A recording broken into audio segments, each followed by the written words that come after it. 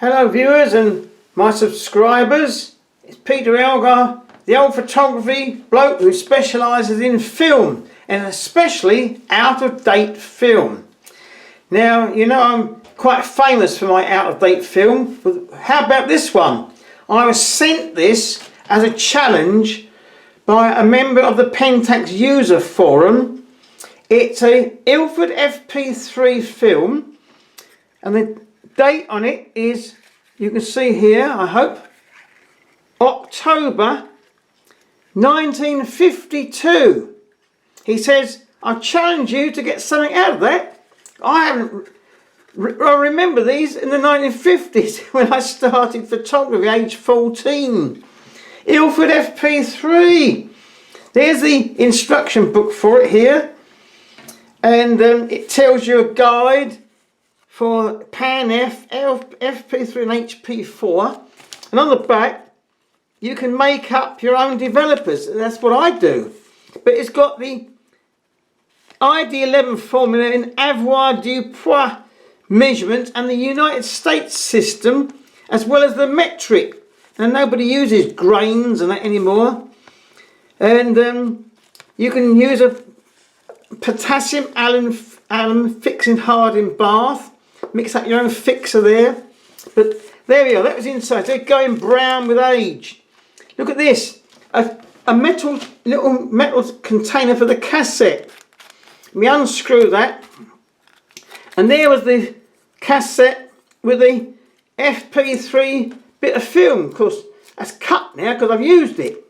So we're going to tell you the story of what I did with this 1952 FP3 film, and it may be of interest. So we'll start off with showing you some negatives. Now see if I can show you some negatives here. These are the negatives of the film.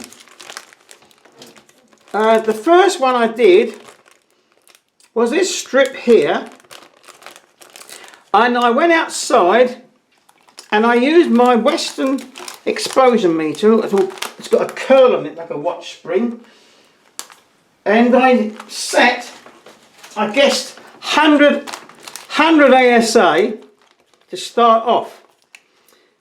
So then I've got a reading on the Western, so weak winter sun of 12. That's 12. So for 100 ASA, it gave me,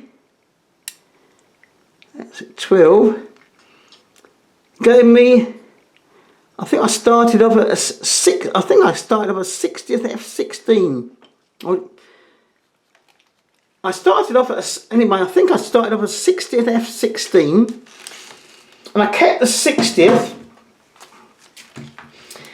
and I went all the way around on the super multi-coated Pentax lens to 1.4.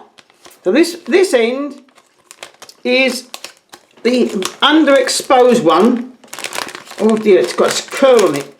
And I found the best result, if I'm going to switch a little light on here, let's see if we can show you. So I don't have anything posh, I'm afraid. These are the thin negatives. And then we come along here, you can see the negatives getting denser and denser as I open up the aperture, still keeping it on a 60th. We have finished up a 60th at 1.4, which was very dense, overexposed and contrasty. So I thought I'll go down F2, F2.8, F4 and F5.6. So I looked at the shadow detail and I settled on a 60th and F4, and I worked out that that was 10 ASA. So now I set my Western meter to 10 ASA and went out, took some pictures, and this is what I've got. These are negatives with a huge fog level. They're a bit black because it's the fog level. Scenes around in Brentwood with my Pentax Azapan Spotmatic F on various scenes in Brentwood, and I developed that in a developer which I mix up myself called FX4. I thought, well, they're good. So then I reloaded the film, and having cut it, of course, in the changing bag, I developed another lot, but I changed the developer. Now this one is FX15, which was the old Acutol S formula, and I've got all the chemicals for it, and I found this was still 10 ASA, but it had a very lower fog level compared with the FX4 formula. So that's interesting. I've done some prints. Here's some prints here. There's one taken at F2, because remember it's only 10 ASA, at a 30th of a second on the super multi-coated Takuma lens. On that was an FX4 formula. This is the FX4. That was a 60th at F2. Bloke walking there. Then these two are from FX15. That one, the 60th at F4. And this one's interesting because I used some studio lighting, a Bowen's light from the front, and a little sun pack light down 1/16th power with a slave from the back. But on it I found you've got loads and loads of black spots in the emulsion, and under a 6x magnifier on the background here, on the emulsion of the film, there are strange filaments like fungus, strange things. I thought to myself, blow me, that's because it's dated 1952. But anyway, I'll show the camera I used. This one with the 1.4 super multi-coated Takuma Miyazaki pen. I used a classic camera to try an old camera because the film was old, but I also wanted a good 1.4 lens, and that is very sharp, that lens. I think it's better than the Zeiss Plano on my contacts actually. That's the one actually camera I used to get those results. So what about the developer? Now, I mix up my own formulae from the chemicals. Now I'll see if I can show you these formulae. First one I used was FX4, which is the Jeffrey Crawley formula, and see if we can show them both together. On the left we've got FX4. It's got 3 developing agents: methyl, phenidone and hydroquinone, which is unusual for a film developer to have 3 developing agents. The usual sodium sulfite, which is a preservative, the alkali, which is borax, and the restrainer, which is potassium bromide. And I use warm water, but I use it filtered with a Britax filter, because distilled water is so expensive to buy, provided you use filtered water or boiled water to get rid of the hardness. But remember, you can't put Calgon in anymore. Calgon water softener is no longer sodium heterohexaphosphate as it used to be. It's now completely changed.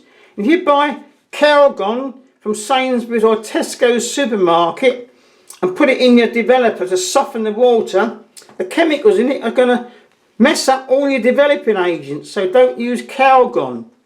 Now FX15 was a Jeffrey Crawley formula called Acutol S. Now he invented Acutol, which has never been released, that formula, but Acutol S has. This time it's got 3 developing agents again: methyl, phenidone, hydroquinone. This time it's got a little acidic bit, sodium bisulfite. It's got the alkali borax, but it's got another alkali, sodium carbonate, only 1 gram per litre. Very small amount. The sodium bisulfite is only ½ a gram per litre. So what those two do, as far as I can make out, they maintain the pH of your developer, stabilise it.